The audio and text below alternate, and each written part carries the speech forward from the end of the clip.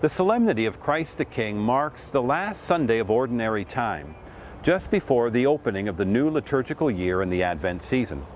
Rather than merely turning the page on the calendar, it coincides with a moment of grace to move into a new liturgical year with gratitude for the blessings received and also with hopes for future growth. The liturgy invites us to ask the question, is Jesus Christ really the King of my life? In ancient times, there were a number of ways that a king was present to his subjects. In the first place, through the symbols of the king, such as his flag or image on a coin.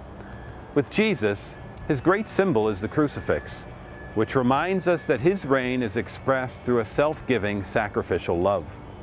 Wearing a crucifix or placing it in our home or office is an important sign that we desire to belong to him.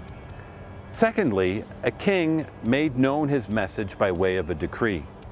Christ the King communicates to us in a special way through his word contained in sacred scripture. By hearing or reading his words and implementing them in our lives, we reveal that we belong to Christ.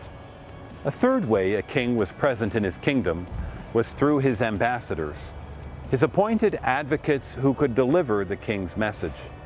The Pope is the special representative of Jesus on this earth, but each of us, having accepted Jesus as our King, is called to share his message with other people.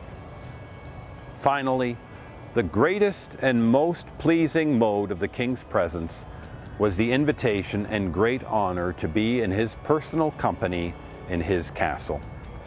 Jesus Christ in the Eucharist is the equivalent to this form of presence. The church is his castle, and those who desire to be in the presence of their King seek his substantial presence in the Eucharist.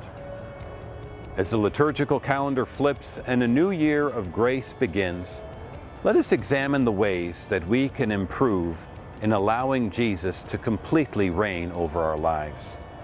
By proudly adorning his cross, by reading, hearing, obeying, and communicating his message, and by spending time in his Eucharistic presence, we can truly profess that Jesus is our King and that we proudly belong to his kingdom of perfect love.